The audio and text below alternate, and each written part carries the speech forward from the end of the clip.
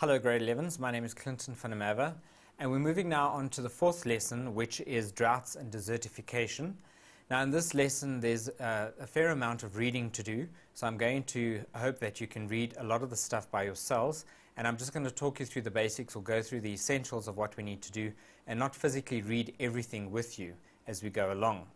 In this section you need to be fairly well read and up to date with what's going on in the news, because they use a lot of case study material to ask this type of thing in the exams. And if you are newsworthy and up to speed on what current affairs are happening at the moment, you will be in a good position to answer these sorts of things. Right, so let's have a look there at droughts and desertification. This is what we're covering as lesson 4, which is still part of the atmosphere in grade 11 climatology. In this section, droughts and desertification, the key concepts that we're going to be looking at are the following. We want to be able to have you assess which areas would be prone to droughts and desertification on both a global, regional and local scale.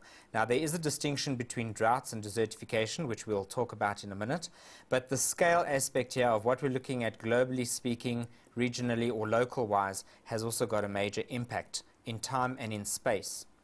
Clearly understand the causes of droughts. Why do we have droughts? And link this back to what we've said about El Nino and the effect that El Nino has on South Africa, regionally speaking. To clearly understand the causes of desertification, what causes desertification, and the large role that humans or people on our planet play in contributing to this problem is a key point over there. And then we'll look at things like being able to use examples of the effects of droughts and desertification on people and the environment. How does it affect both us and the world that we live in? Be able to compare differences of vulnerability, very key concept, of different groups of people in society, rich versus poor, young versus old, etc. And finally, research management strategies using case studies or information that relates to current events and specific case scenarios in the world today. Right, the first area we're going to look at is risk for droughts and desertification on a global, regional and local scale. Now this concept of risk is quite a complicated one to explain, but it's basically broadly defined as what predisposes you to something or puts you at risk to being vulnerable to something or not. So in this unit we will look at the concepts of drought and desertification, the causes of both of those, and vulnerable areas of the world to both droughts and desertification on a regional and local scale. We need to connect these ideas with the effects and possible management strategies that arise from droughts and desertification in the world. Africa is a good example of great vulnerability to drought and desertification, and seemingly our inability to manage these climate-based issues successfully or sustainably is a growing theme or a major problem the world over. A drought means a long period of dry weather. Here is your first definition for the day. A drought means a long period of dry weather during which the lack of rain, too little or no rain, results in a severe shortage of water. The South African Weather Service defines a drought as a period of 12 months, just put an M in over there, when total rain received is below 75% of the average in a year. Now desertification, slightly different, and notice the subtleties here. So compare the definitions to one another, both what I've just said about drought and what I'm about to read to you for desertification. Desertification, or the process whereby land, semi-arid dry regions, becomes a larger desert or becomes more desert. The grasslands become semi-desert and so on. This is the chain reaction of a subspecies of flora invading previously productive land, and in the process more unproductive land is created, hot, dry, sandy areas. Desertification goes hand in hand with accelerated soil erosion. Figure 1 shows global extent of droughts and desertification. Notice the large area of blue over South Africa. Figure 2 shows a regional African extent of this problem. So let's have a look at that quickly. The first diagram is globally speaking. There you can see a map of the whole world Where are we vulnerable to droughts or desertification? And you have to look at your scale over here. The dotted area means there's increased dry periods happening, those red dotty sort of zones. The blue area is drought risk hotspots, where the hazard and vulnerability aspects of drought are immense and problematic. So you can see that's most of Africa, which has been circled there for us, is at great risk for drought. Extreme drought hazards are depicted by this sort of greeny color there in the Far East, India and Asia. And significant drought hazards are certain parts of Mexico and the bottom latter part of sort of North America. And then a large region of South America is also quite exposed and at risk here to drought conditions as well, being a problem. The map shows humanitarian risk hotspots for drought based on the interaction of extreme and significant drought hazards, with high overall human vulnerability being a cause for concern. Also shown are areas with significant or extreme drought hazards, but lower human vulnerability, and areas where climate models predict an increase in dry periods as an indicator of possible or future increases in drought risk. Notice that sub-Saharan Africa is a region designated as one of the most vulnerable areas with regard to vulnerability or droughts and desertification. Have a look at that. Right? We as a country, almost a whole country, and our neighbors, Namibia, parts of Zimbabwe, parts of Botswana, we are exposed or at risk to increased droughts and desertification. This map shows drought risk hotspots based on the interaction of extreme and significant drought hazards with high overall levels of human vulnerability. Also shown are areas with significant or extreme drought hazards but lower human vulnerability, and areas where climate models predict an increase in dry periods, more hot dry areas, and this is an indicator of possible future increases to drought risk. Right, so let's have a look at areas of risk for droughts and desertification on a global, regional, as well as local scale. Okay, we're going to be looking at a local scale first, starting from South Africa and then working our way out regionally speaking, because our immediate needs as a country for water or water-wise sustainable techniques to try and fight or prevent drought and desertification is a big issue that we need to deal with in South Africa today. Let's have a look at the local problem of the eastward migration of the Kalahari Desert in southern Africa. Here you can see in this diagram the Kalahari Desert, basically, which spans over most of Botswana and regions of Namibia, certain parts of the Northern Cape, and a little bit of sort of Zimbabwe region. That big desert, the Kalahari Desert, is growing, and you can see here indicated in the diagram the eastward sort of expansion of how that is growing in these directions. Look at the red arrows, or what I'm highlighting with the pink arrows now. That is how the desert is predicted or estimated, modeled, would grow if desert conditions or drought was not dealt with or adequately thought about and solved.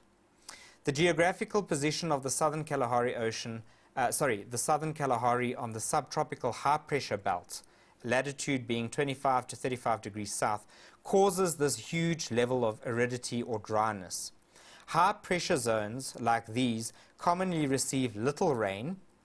Air advected onshore from the west is dry due to the cold ocean current, which is known as the Benguela, and the cold ocean waters to the west of South Africa. The semi-desert conditions, almost like desert, have almost reached the Witwatersrand, where we live here in Johannesburg. This means that if the area was left to regenerate, naturally speaking, with vegetation, normal rainfall patterns, much of the grassland would have been replaced by desert scrub. So what are the causes and types of droughts that we get? Causes of droughts, first of all, can be triggered by a number of things. First of all, if there's a high level of reflected sunlight or high albedo. Remember, albedo is when there's more reflection compared to absorption of sun's light. So certain things have a higher albedo, like snow, which is white and reflects more light than it absorbs. Other substances like tar, and think of issues like urbanization where we're changing local climates, tar absorbs more heat, absorbs more light, which becomes heat, than it does reflect the light. So it's got a higher albedo. A lower albedo, sorry, higher levels of reflection, but lower albedo. An unusual above average, right, and strength of high pressure systems could lead to more drought conditions. Winds carrying continental rather than oceanic air masses, where there's reduced levels of water vapor or moisture in the air, can also lead to droughts. Ridges of high pressure areas which prevent or restrict developing of thunderstorm activity or rainfall happening over a region can also cause drought conditions. And oceanic or atmospheric weather cycles such as your El Nino Southern Oscillation, or what we call ENSO, makes drought a regular recurring feature of areas that are situated within this subtropical high pressure belt of South Africa, which is known as the Hadley Cell, or that region of the world in the northern hemisphere, which is also part of 30 to 40 degrees, 45 degrees north. Right, types of droughts. We get various types of droughts. While droughts can be defined in many, many ways, there are several definitions. Three main drought types are commonly identified and referred to. Figure 4, a summarized table of the different types of droughts, basically summarizes that quite nicely. The first type of drought we get is called a meteorological drought. Then the second type of drought you get is called an agricultural drought. And then you get a hydrological or a water-related drought. And you can see here in this little flow diagram over here, obviously there's levels of natural climate variability, right, on a spectrum here. And we can either talk about too little or too much of something, but all of this is happening over time or a duration of period, which is time. And we can look at it in three aspects. Environmentally speaking, socially speaking, there are impacts or negative effects from each types of these droughts when you look at that in turn. You can see here, for example, if we just take one, an agricultural drought is where the soil water deficiency, there's not enough moisture in the soil, plants are stressed and reduced biomass or yield, the crop numbers go down because of that type of a drought. Then you can look at your notes about water or hydrological related droughts and meteorological or climate related droughts. But to summarize them over here, I've just put in some brief notes for you. Many watersheds, places where water is shed from one drainage basin to another, experience depleted amounts of available water.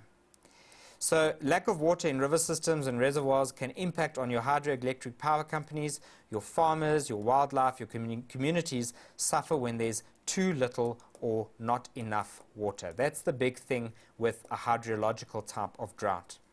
Meteorologically, speaking about the weather or climate, a lack of precipitation, not enough rain, is the most common definition of a drought and is usually the type of drought referred to in the news or in the media. Most locations around the world have their own meteorological definition of what a drought is based on their climate expectations for the area. But normally speaking, a rainy area that gets 25% or less of its rain can be considered to be going into a drought scenario. Agriculturally speaking, this is when soil moisture, like I said, becomes a problem.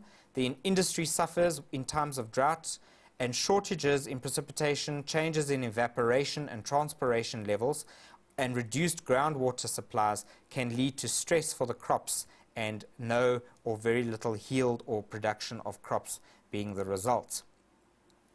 Right now, desertification is not exactly the same as drought. You need to distinguish between a drought on the one hand, like we've just done now, and the three types that I've discussed, and desertification or the making of a desert, that's what the word desertification means, on the other. So let's have a look at desertification or the causes of desertification, right? What causes deserts to grow or enlarge? The light gray area, or these ellipses, these little oval shapes that I'm going to show you, are those that involve vegetation cover reduction, while the dark gray areas involve soil erosion. So we've got two issues here: reduction of vegetation and higher levels of soil erosion or soil being washed away, blown away, eroded. Right, if we have a look here, here's an example of Malagasy, which used to be a rainforest. 10% of the forest remains today. Look at how hot and dry those plains or those undulated hills are becoming over time. Human activity can directly trigger desertification, such as overfarming, excessive irrigation, deforestation, and soil or erosion. Soil erosion or erosion. These adversely impact the ability of the land to capture and to hold or to keep the water. Activities resulting in global climate change are expected to trigger droughts with a substantial impact on your agriculture being a consequence throughout the world. And especially in your developing countries of the world, this is going to be quite a very big issue or problem. So here's those shapes I spoke about earlier. If you have a look at figure 5, you'll see that it is a detailed mind map as to show us how desertification occurs or takes place. Remember, we are looking at the reasons or the causes of desertification. And so when you look at a mind map, it shows you the causal relationships or the linkages between one concept and another, and basically the feedback mechanisms of what causes something and what affects something else.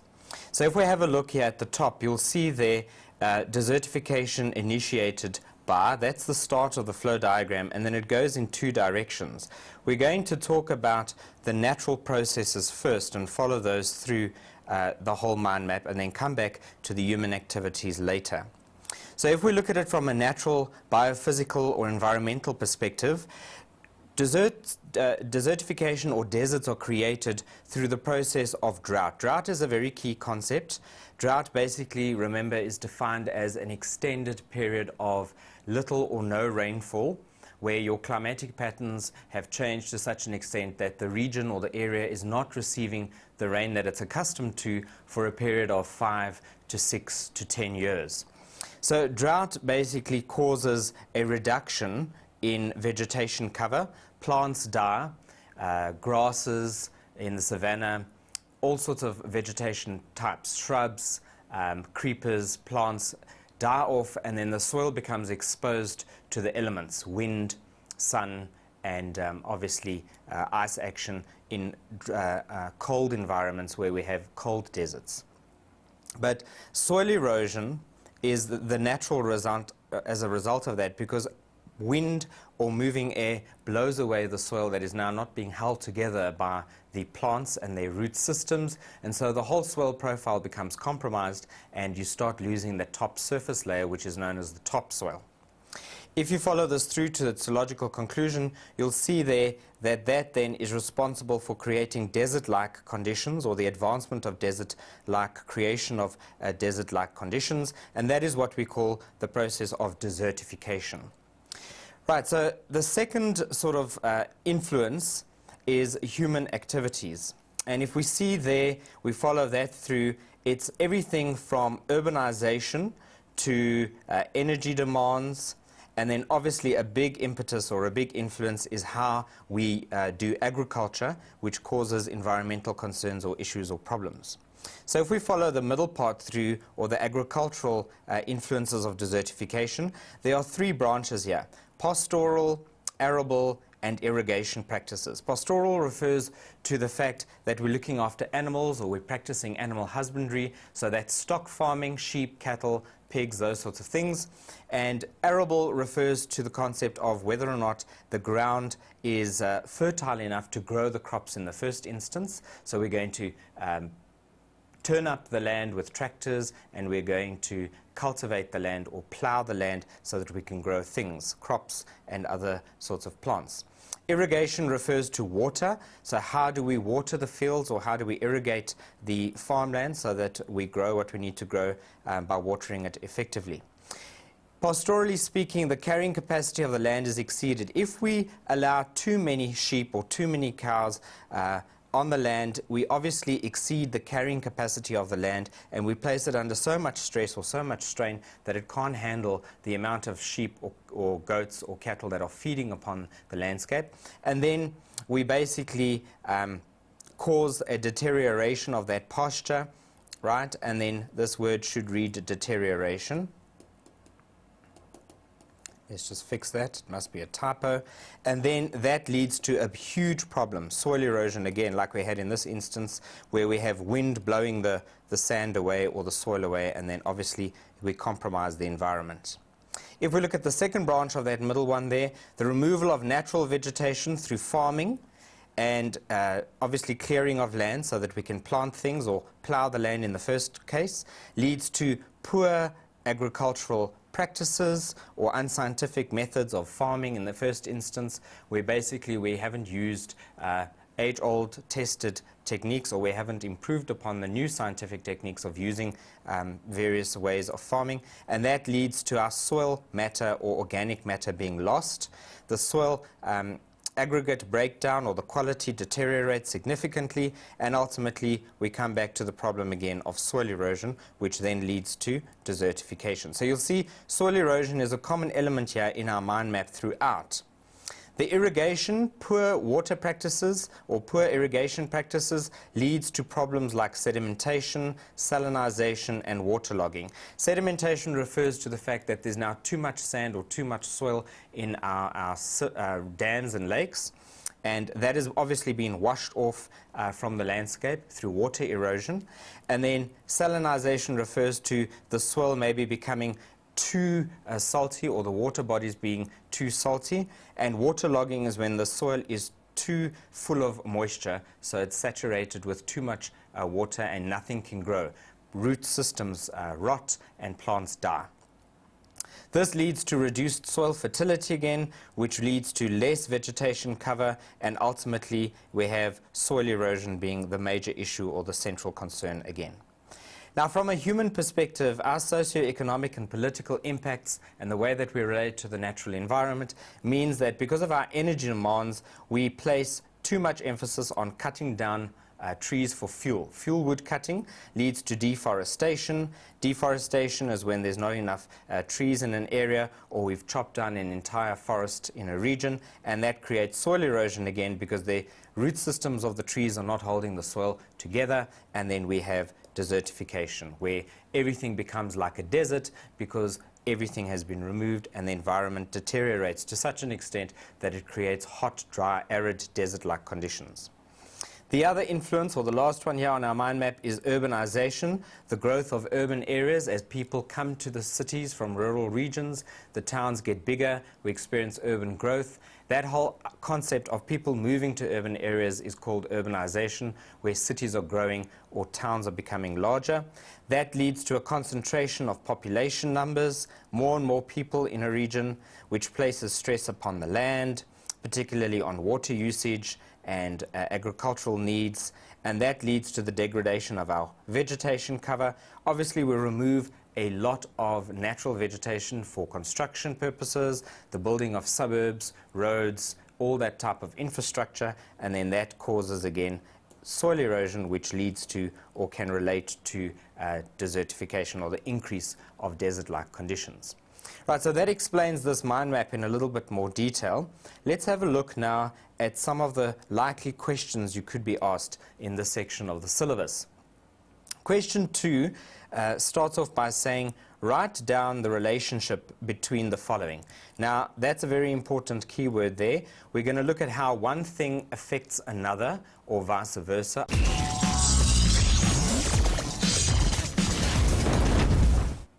Welcome back from the ad break. Now we're going to look at some of the likely questions that you might encounter in this section of the syllabus and the type of exam questions that you might get asked. So if we have a look at this slide here, we've got example questions here, and we're going to do question 2. Question 2 states, write down the relationship between. Now we're going to look at 2 or 3 variables. Let's switch on the pen here again.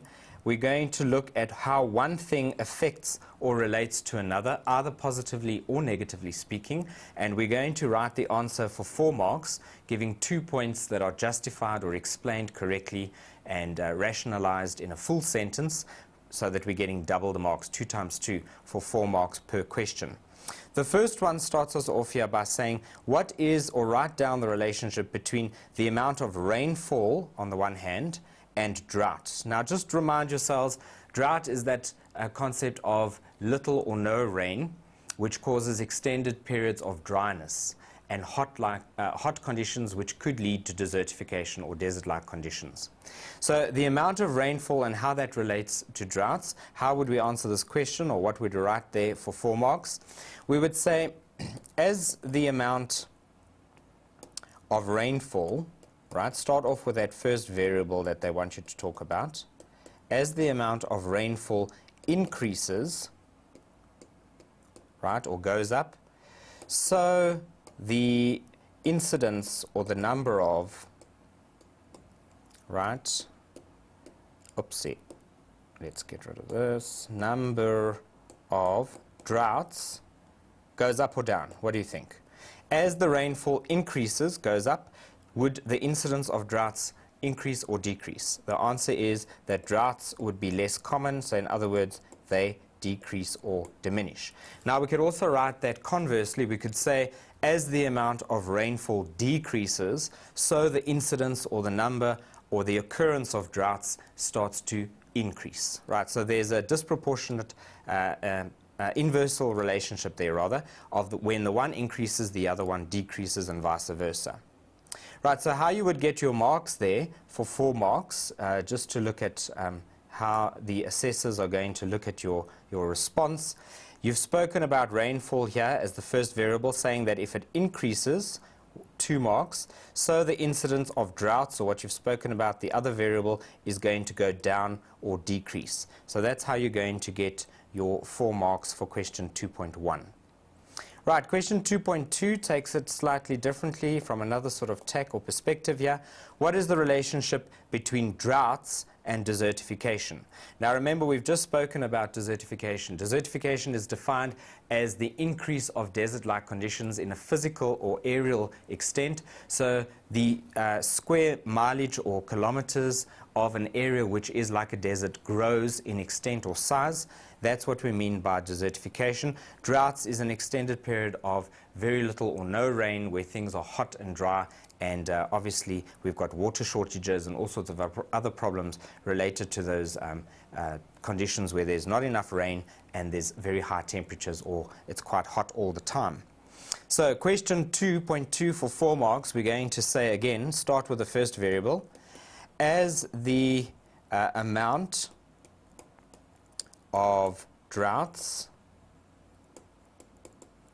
right, increases or goes up, so desertification,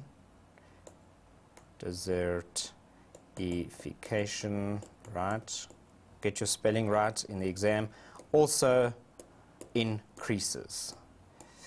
Right, so this here relationship, when the one goes up, the other one also goes up. So as the amount of droughts increases, so the desertification will also increase. And you can answer the question conversely again, in the negative or in the opposite, by saying as the amount of droughts decreases or diminishes, so desertification will decrease or also diminish slightly. Okay, question 2.3, what's the relationship between desertification and soil erosion? All right, so this is a little bit of a trick question because soil erosion causes desertification. So you need to think carefully when you answer this one for 4 marks here. As soil erosion increases, notice how I've started with a second variable now, because the one directly impacts or causes or affects the other one. As soil erosion increases or becomes more of an environmental concern or issue, so desertification increases too, or proportionally, right? The more soil erosion you have, the higher the chances and the larger the problem of desertification is going to be. Conversely, we could also have said as soil erosion is curbed or decreases, we've put conservation and other mechanisms into place of curbing soil erosion or stopping it from occurring to the extent that it does. So the chance of desertification occurring is also going to get less or diminish proportionally as well. Right, question 2.4, what is the relationship between desertification and temperature? This is an important one. Temperature, or how hot or cold the air is a very important variable when we talk about whether or not a place can become a desert. So here you're going to answer for 4 marks. as desertification increases, right, as the chances of deserts growing or a place becoming a desert gets higher or increases, so temperatures will increase as well. It's going to get hotter in that place because there's less moisture and there's less vegetation to control the temperatures and to keep them moderated. The more you have a desert growing, the higher the temperatures become during the day. So there's an increase to increase relationship over there for 4 marks. You could also say that if deserts decrease, then temperatures will be moderated or changed or slightly reduced as well. Then the last question there for another 4 marks, question 2.5, we're saying here, what is the relationship between desertification and poverty? Now, poverty is the only human impact or the only people-related incident or issue that we've dealt with in this question so far. Everything else has been physical factors or environmental problems. So here you need to say for 4 marks, as desertification or as the desert grows or increases in size, right, as desertification gets more, so poverty, right, will increase as well. People are going to lose their livelihoods. They're not going to be able to farm successfully anymore because of the hot conditions. Their crops are going to die. The banks are going to repossess their machinery, and they're going to have to force to close their farm or to move to urban areas to go and try and find a job. And so obviously poverty will increase because when they leave that environment and go to the new one, they don't have jobs or they can't find places to live, so they are poor, they're not earning an income, and poverty obviously will increase in its extent. Right, if we look at the effects, what consequences or effects droughts and desertification has on people and on the environment, we can categorize these as follows. There are 3 main ways droughts impact on us and communities. The first one is economic. Economic impacts of droughts and desertification lead to things like losses in the timber industry, our forestry goes down. Losses in the agricultural industry, our food goes down. Losses in the fisheries industry, which leads people to unemployment and joblessness, hunger, famine, all those major issues that we're going to talk about, right?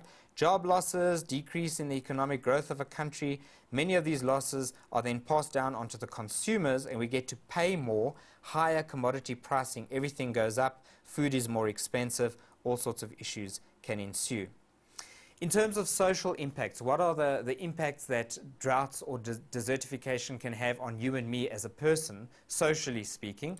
That is the second factor or the second reason we need to look at over here.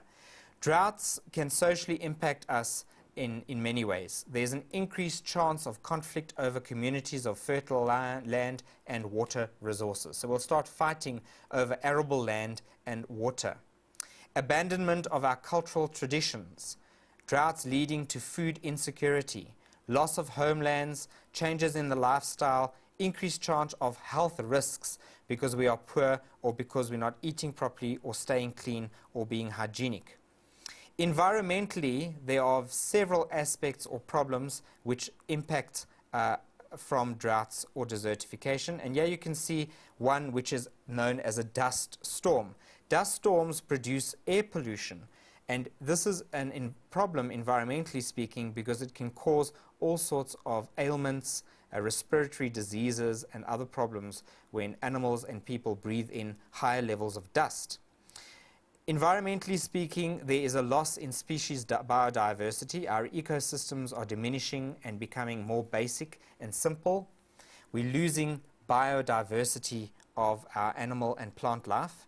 There can be a migration changes in the roaming of animals and the patterns that they follow when they go from water to places where it's warmer or vice versa. Seasonal changes and roaming. Reduction of air quality, increasing levels of soil erosion. These are all major environmental impacts. During the monsoon season, areas that depend on the seasonal rains will often experience drought if that monsoon rain fails them. Once crops fail or fall, famine ensues, it becomes a major problem which leads to things like malnutrition and starvation or hunger. In some African countries, rain rituals, rain dances particularly, are often used to try and thwart or prevent the dry season and bring on the rain. While it is no cure, modern technology can be an answer and has developed many ways to help us see the potential of famine situations as satellites see famine conditions from space. What we do is we can actually study vegetation patterns and vegetation types from space using remote sensing and satellite imagery, and we can predict where there's going to be problems and then put into place policies or procedures where we can remediate or help or send food or start solving the problem using modern science and common human sense, as well as politics and economics. Differences in vulnerability to drought is a major theme. Why are some people more vulnerable than others when it comes to the effects of drought or desertification? Countries classified as low economically developed countries or less economically developed countries, that's what LEDC stands for here. Less economically developed countries usually have the bulk of their population, most of their people, engaged in agriculture as a subsistence activity. They are reliant. They rely heavily on rainfall and do not have dams and other irrigation systems or means like water towers and canalization or channels, all sorts of things where we divert and keep or store water, such as early warning systems from meteorologists advising them of an impending drought. They don't have all of this scientific benefits or these scientific niceties.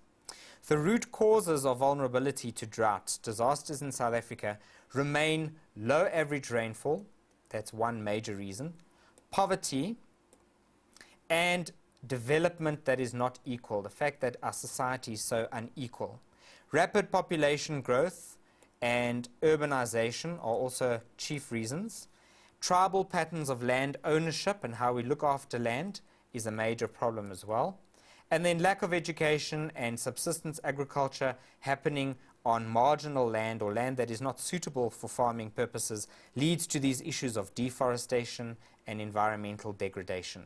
It's these issues which translate into real-life problems like malnutrition, unemployment, and hidden forms of vulnerability when it comes to social and environmental justice issues. Droughts put more people into poverty as they do not have the means to sell some of their produce.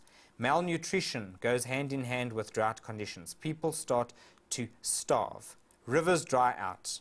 These are the sources of drinking water for many poor people, and there are great possibilities like waterborne diseases such as cholera, dysentery, etc., if the water is not available or if the water is unclean and they have to resort to drinking unclean water because of lack of clean drinking water. Repeated droughts lead to an increase in urbanization. Cities do not have the resources to produce the housing, the jobs, the medical facilities, the schools, and all of those sorts of things. And so crowding, theft, crime, all of those sorts of issues become problems. More economically developed MEDC countries have farmers that have access to stored water. And our storage of water, being able to grow crops that are more drought resistant, means that they will have some prior warning about impending drought conditions. The science warns them and they can make provision or plans.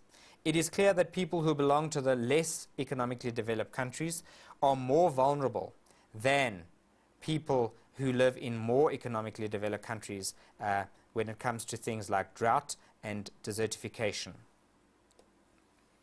Right, now we're going to look at the management strategies for droughts and desertification, right? What can we do as governments from third and first world perspectives in order to better manage drought or desert-like conditions, the problem of desertification in our countries going into the future, particularly in light of things like global warming and climate change, which is becoming a huge problem.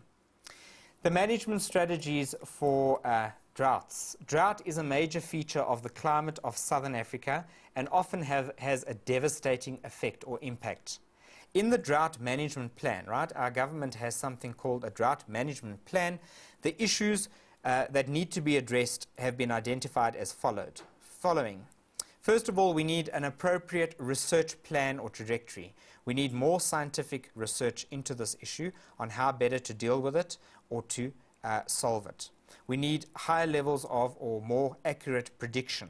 Early warning and monitoring systems like satellite sensors, remote sensing, satellite imagery, decision supporting tools that allow us to manage more sustainably or effectively, and maybe even establishing soil crop climate norms for agriculture in a reasonably homogeneous farming area. That's what is abbreviated as RHFA. Regionally homogeneous farming area means it has the same type of soil, same water supply, same type of farming practices. Everything is the same, the word homogeneous there, in order to grow profitable agricultural products, not necessarily food. Secondly, we could establish norms and standards for grasslands and animals in these areas, how we let natural vegetation and animals live in places where we're trying to do farming, designating the herd sizes, selling off of unnecessary livestock before the drought event occurs could be one way of dealing with it. Development of responsive farming plans in the sense that profitable farming is not exclusively about food production, but cash crops that can be profitably sold and are good for nutrition is the other way of dealing with this issue. Growing the right crops in the right area where there is a water-stressed region in place, or whatever the case might be. Then improving our research, including that of climate change, knowing what climate change is all about and how it works by doing this scientific research is a big key, and that means we need to have more education or promote education around the issue. Determination of the impact of global environmental change on drought disaster characteristics and on our agricultural production practices. That is an important theme that needs to be looked at. Right, what are some of the management strategies for desertification? Right, this point over here. Well, the effects of desertification are extremely dangerous when one looks holistically as a whole at the land-based ecosystem. Humans rely on fertile land to produce food. We don't have fertile land, we can't grow food. And our ever-ingrowing population needs to be fed. At the same time, mass extinction of land-based species is happening daily, and the deserts are moving relentlessly over more fertile land as we speak.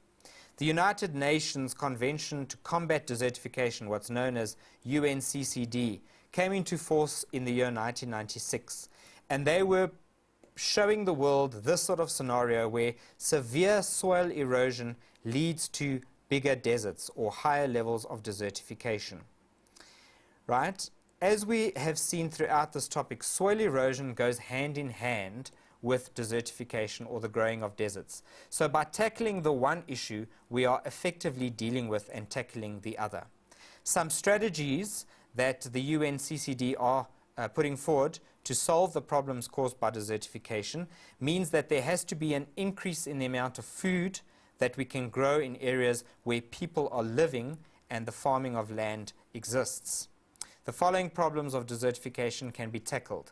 First of all, if we deal with deforestation, the chopping down of trees by afforestering areas, in other words, planting trees, that is obviously going to be allowing us to create shelter belts.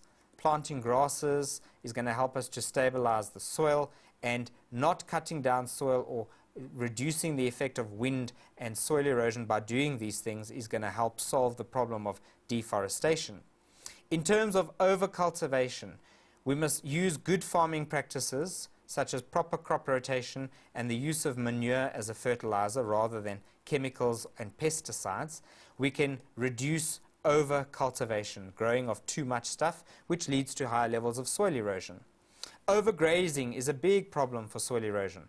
If we control the herd sizes and ensure that the grass is not eaten before it can be replaced, we'll stop overgrazing. Poor irrigation practices. Make sure that water is not evaporated or wasted, which is a big problem in our country. and increasing the salinity of the water or the soil. We must stop that as well. Runoff, terracing the land to slow down the runoff, will allow for infiltration and moist soils rather than higher levels of runoff, leading to soil erosion or poorly drained soils. Overpopulation is a major problem. Controlling growing populations in a marginal agricultural area by creating alternatives for employment and living, that is a big issue of dealing with too many people in one zone or in one region at a time. Right, so now we are going to start looking at some of the typical exam questions that you're likely to encounter before we have a little bit of a break just now. Question number 1, looking at the map showing drought risk over Africa, and answer the questions that follow. Right, you'll be able to do this exercise. So let's have a look at this map just in a little bit more detail and spend a bit of time understanding and deciphering what it's all about. This is a map showing drought risk. 10 is the highest to be, right, risk, and the greatest loss. So obviously all the red areas, which are 9 to 10, they're the most at risk of drought. The yellow to the white to the pale sort of yellow areas, they're not too at risk for drought conditions. Okay, so you can see India is not a major contender for drought, whereas here Somalia has a major problem. Most of its country is shaded in that red color, a factor of 9 to 10 when it comes to risk for drought. Right, question 1.1. Name the 3 deserts labeled E, F, and G. Right, what is that desert? What is this desert? And what is that desert called? Okay, and it's for 3 marks, so we're looking at the following options, right? E is the Sahara Desert, 1 mark. The Sahara is over here in northern Africa, quite a big desert. F is the Namib Desert, part of Namibia, over there. And finally, the Kalahari Desert, which part of our Northern Cape falls into, is that region over there. So 3 marks for question 1.1. Question 1.2, account for the areas H and J as having no droughts. Why are there no droughts here by H and by J? All right, so Central Africa and the bulge of Africa, southern parts of the bulge of Africa. Why are there no drought conditions over there? And this is for 10 marks, 5 times 2, quite a lot of information here. So you could answer it as follows. At H, the equatorial forest is there where there's high levels of evapotranspiration, water that comes from trees or plants as well as being evaporated from rivers or lakes. And advection of moist air occurs over there. Right? So you have to talk about the evapotranspiration and advection of moist. Advection means air that is pushed sideways. Okay? You'll see here air is pushed, advected here off the sea onto the land like that, and there air is advected or pushed onto the land like that. So we've got high levels of evaporation and transpiration, which means there's more moisture, and more moist air is in occurrence in those places of the earth. And the intertropical convergence zone is where the convergence of all of this moist air is happening or allows high levels of rainfall to occur. At J, high rainfall occurs, 1 mark, because of the annual monsoon season or the monsoon rains that they get in that part of the world over there. Right, so that is how we get our marks for that question over there. Right, we need 10 marks. 2 marks for saying that the equatorial forest at A exists where there's high levels of evapotranspiration and the convergence of that air as well. High level of rainfall at H, which is our monsoon type of rain that occurs, so we get 10 marks over there. For talking about the ITCZ, that's 2 marks. For talking about the higher rainfall, that's 2 marks as a result of monsoon rain, 2 marks, and then the high levels of evapotranspiration. Because of that moist air being advected on the land is 2 marks for the concept there. C means concept. You're getting tested and getting the marks for having a correct understanding of that concept. Question 1.3, name the countries south of Area H that have the highest risk in droughts. So all these countries over here, right? What are some of those countries there that have all those red zones? We've got places like Zimbabwe and further north, we've got Mozambique, etc. So we're going to name those countries over here for those marks. 8 marks for the 8 countries that are most at risk. We've got places like Botswana, Angola, Zimbabwe, Malawi, Tanzania, Lesotho, Swaziland, and Zambia. 1 mark each. Question 1.4. How would you rate the comparative risk for drought in Southern Africa? Give a reason for your answer. So if you look at that key, comparatively speaking, how much are we at risk? Okay, part of us falls into that sort of yellow zone, which is 3 to 4, and part of us is like very light 1 to 2. So comparatively speaking, at what sort of level of risk do we face when it comes to droughts? Give a reason for your answer. We have a low risk. You'll see we're all in that low range of numbers. In comparison with sub-Saharan countries, we are only on a 1 to 2 on the scale. 4 marks. Question 1.5, here's your long question for 10 marks. And write a paragraph, right? We need at least 5 to 10 lines of information explaining, there's your key word, your task word, why Africa as a continent is the most drought prone in the world. Why has Africa got the most problems with drought? Remember to have an introduction, a body, and a conclusion in your paragraph to get your 10 marks. Right, Africa has always had a predisposition or a problem with drought. Okay, we want you to write this answer in paragraph format, so that's important when the marker is marking, he or she is looking for that. Some valid points that the learners can use are listed below. The continent of Africa is situated below the northern subtropical high pressure belt. That's 2 marks. And we know that that subtropical high pressure belt, part of it is also, Africa is sitting in the southern part of that same pressure belt, and it's this pressure belt which causes subsiding air. And this subsiding air warms up as it sinks, and it creates those hot, dry conditions on the ground. The continent has the largest desert in the world, the Sahara. 2 deserts are found south of the equator.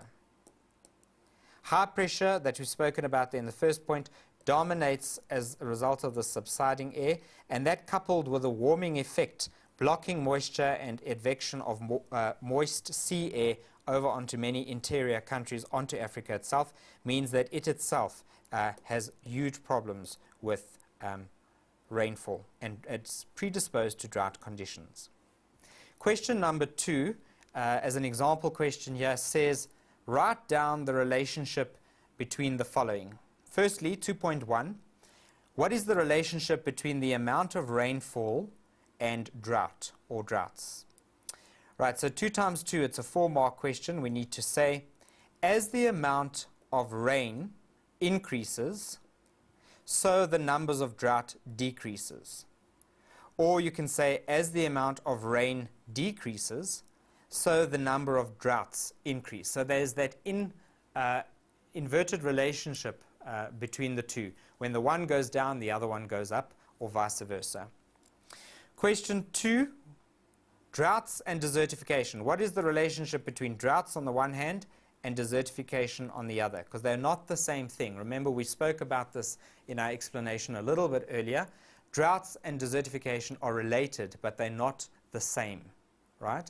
So what is that relationship? For 2 marks, times 2, 4 marks in other words, as the amount of drought increases, when you have more and more droughts, so desertification will grow or increase as well. Okay, this is a directly proportional relationship. So when the one goes up, the other one goes up too. Okay, 4 marks. What is the relationship, 2.3, between desertification on the one hand and soil erosion on the other hand? Right, we've got, as the amount of desertification increases, the more deserts you have, so the soil erosion decreases. You'll have less and less soil when you've got more and more deserts. What is the relationship, 2.4, between desertification and temperature? Right, those two concepts or variables. As the amount of desertification goes up or increases, so the temperature goes up as well, or it gets hotter and hotter, because there's less evaporation, there's less moisture, there's less rain, and so things get hotter and hotter and hotter. And then finally, 2.5, desertification and poverty. What is the relationship between deserts getting bigger and bigger on the one hand, and poverty being a societal issue or a problem on the other? Okay, 2 times 2, 4 marks again. The answer here is that as the amount of desertification grows or gets more, so the poverty gets more as well, because less people have jobs, less people can survive by having a subsistence on their landscape. They lose their crops, they get poor, the bank comes and repossesses the tractor, so poverty goes up when there's desert-like conditions. Right, there we have a question for 20 marks. Let's jump into question 3. This is quite a long question now, and this involves a fair amount of reading. They've given us a case study, desertification on the southward moving Gobi Desert. So we're in the Gobi Desert, and I'll show you a map in a minute to contextualize where we are in the world for you. But the desert is growing southwards. The Gobi Desert is getting bigger and bigger in a southward direction. Let's have a read at what this case study says. The heading, desertification exacerbates poverty, sparks conflict. Those are important key themes. United Nations Secretary General Kofi Annan says that desertification is worsening extreme poverty and sparking conflict over dwindling resources. Right, I'm highlighting key ideas here, particularly in sub-Saharan Africa or Sahara and Southern Asia, Gobi. Across the planet, poverty, unsustainable land management, and climate change are turning dry lands into deserts. Okay, these looks like reasons for me. Let's flag that. Annan said in a message for World Environment Day. There is also mounting evidence that dry land degradation and competition over increasingly scarce resources can bring communities into conflict, he said. So this looks like reasons for conflict. Dry lands are found in all regions of the world, cover more than 40% of the earth, and are home to nearly 2 billion people, which is 1/3 of the world's population. 30% of the world lives where we're talking about. About 10 to 20% of dry lands are already degraded in a bad way, which is a serious obstacle to eradicating or dealing with extreme poverty and hunger, and is jeopardizing, putting into danger, efforts to ensure environmental sustainability, Annan said. Right, and here they've got a nice little flow diagram which they've called the chain reaction of desertification.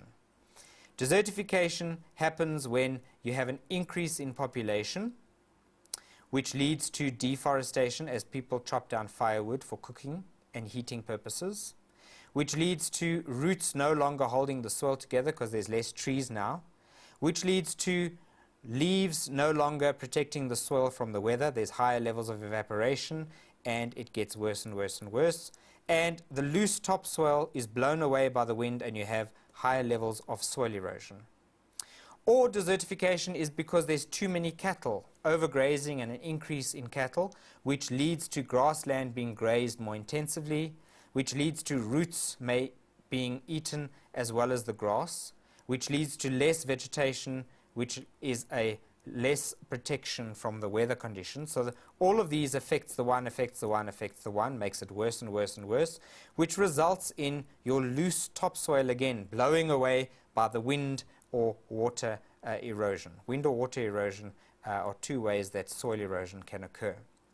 Algerian President Abdelaziz Bouteflika said that with deserts growing at an alarming rate, desertification will be one of the global problems of the 21st century.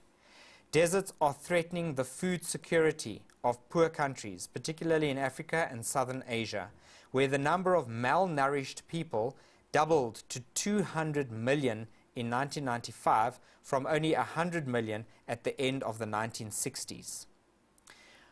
Botlefika said at an international conference here marking World International Day.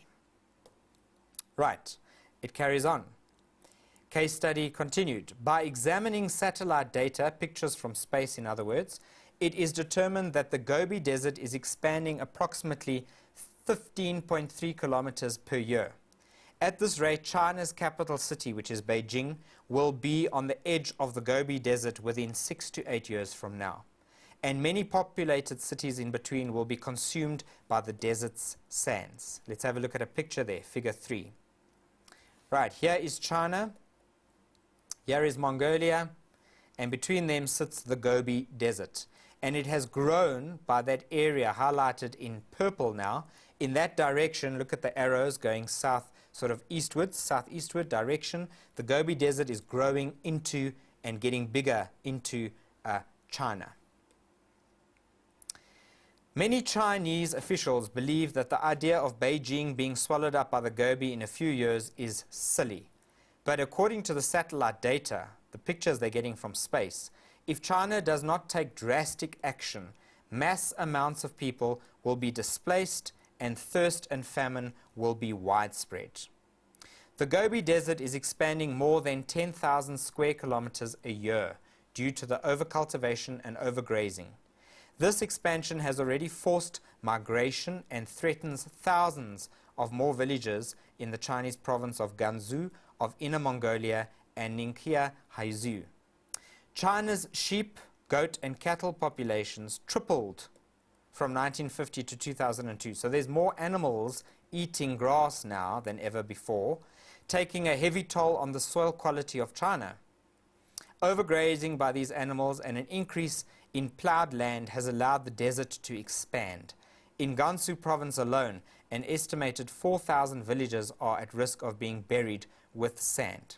And this is a photograph showing you how the desert is growing into cultivated areas of farming land. Here we see a monthly frequency of dust storms in the Gobi Desert. They have most of their storms in March. But obviously this implies that it's increasing and it's getting more and more. It happens more often and with more intensity. Right, so here's the question. Remember, when you do a question like this, you have to spend a little bit of time sitting down and engaging with the information, reading that case study like I did, highlighting the important keywords. I would probably only highlight the keywords on my second reading, but I mean, I've read it before in preparation for today's shoot. So you read it the first time through once, then you read it a second time and you start highlighting those keywords, those important concepts or ideas like I did, and then you tackle the questions once you've got an understanding of the information. You look at that map, you look at that graph, you interpret, you understand the visual data, and then you start answering the questions. Right, so question 3 says, read the case study. Desertification exacerbates poverty, sparks conflict. Exacerbates means to make something worse. As said by Kofi Annan in the 2006 on World Environmental Day, as well as in the in-depth look at the severe desertification spreading from the south, from the Gobi Desert into China, and answer the questions that follow. Right, first question. Question 3.1. What are the social impacts that Kofi Annan mentioned in his address? Now remember, we pointed these out before, right? I highlighted some of these here. It's another slide back, my apologies. It's 2 slides back. Remember, I spoke about this, we highlighted that, and we highlighted these as reasons. So of those 2 paragraphs, some of the reasons there that I highlighted, which of them are social and that he spoke about? Okay, so let's have a look.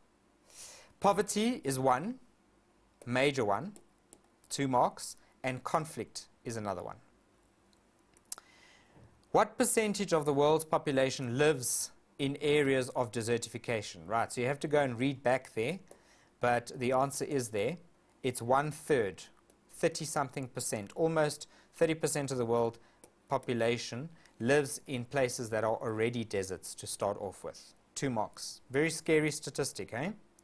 3.3, from your answer to question 3.2 above, how much of the world's surface area is desert or turned into desert? Right, you can see there, 40%. You can work that out because if you went back here to this information and we read through this information, where was it telling us there? Aha, there it is. There's the answer. 40% of the earth is already problematic in terms of dry lands or desert-like conditions. So that's how we get that answer. Oh, for 2 marks. This is a terrible pen. Let me change it. Question 3.4, write a short paragraph on how desertification, there's our keyword, has impacted food security. There's your theme. Right? How is it that deserts growing are causing food security issues? People are not going to have enough to eat. There's going to be famine, there's going to be malnutrition, there's going to be starvation, hunger, and death. Right? So for 4 times 2, 8 marks, what are we going to say here to answer this question? Right, it must be written in a paragraph format, otherwise you're going to be penalized. Some valid points the learners could be making are listed below. Less economically developed countries are at greatest risk. You can mention that immediately. Malnourished people, people that don't eat enough, the numbers of those people have doubled from the 1960s to 1995. Went from 100 million in that year to 200 million by 1995. Remember, we read that. Farmland is reducing as it is covered in sand, so we'll be able to grow even less and less food if we've got more sand covering them. The deserts are bigger. Remaining farmland will be overutilized and become infertile. We'll use up our resources and we'll make the land of a poor quality. There'll be less minerals and less nutrients in the soil to be able to grow food on, so productivity of the food will continue to get less and less and less and less. Right, it's actually a vicious cycle. Question 3.5, on which continent is the Gobi Desert? That's easy. It's on the Asian continent because the Gobi Desert is between Mongolia and, oh sorry, that's only for 1 mark, Mongolia and Japan, Mongolia and China. I'm a little bit lost. Right, 3.6, having read the case study, why should the Chinese people living in Beijing be worried? Well, they should be a little bit concerned because Beijing will be covered in sand. Beijing is going to be covered in sand in 6 to 8 years' time, and the politicians appear not to be too worried about it. In fact, didn't they use the word silly when they were describing this issue? Okay, 2 marks. 2 times 2, 4 marks for question 3.6. 3.7, what are the causes and significance of the desertification which is taking place along the north and west-south border of China? Well, for 10 marks here, we are going to say the following. Okay, look at that question.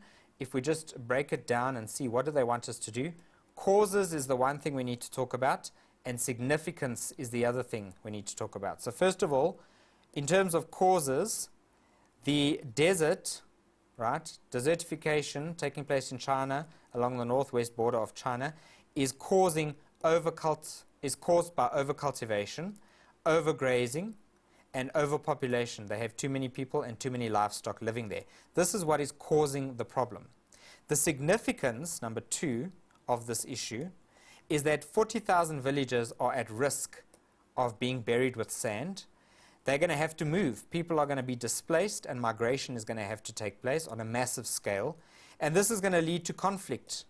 People are going to fight for water. They're going to fight for land. They're going to fight for living space. If the desert grows by so many thousands of square kilometers, they're going to have nowhere to live, nowhere to find food, nowhere to grow food, nowhere to drink water. They're going to be in a conflict situation. Question 3.7, during which month are dust storms the most severe and the least severe respectively? So let's have a look at that just quickly. We had the graph over here, a bar chart I believe it was. There we have it.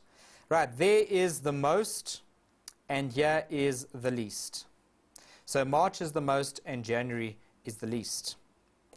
Right, we have more dust storms than anything else in the months of March, I believe it was. Let's have a look here. Yes. And we have very few or little dust storms occurring in the month of January. Right. That brings us to an end of our droughts and desertification section. Remember, this section is usually quite a bit of reading in your textbook, so you need to read extensively and try and brush up on a lot of your newsworthy events. There's usually some sort of newspaper clipping or article about climate change, global warming, droughts, desertification that is in newspapers and magazine articles. Read those things and be abreast of the current situation in the news and in world affairs, because a lot of the questions they use in your exam might come from those resources or those materials. And if you've read them months ahead of the time, you'll have the context, you'll have the background, and you'll know what is going on. But do your studying and your learning, because knowing the reasons, the causes, the significance, the effects, the impacts, the consequences of droughts and desertification is also a big theme that they focus their questioning on for this part of the exam. Thank you very much for joining us for more geography, particularly climatology today. My name is Clinton, and have a great study period. Learn hard and write your exams well.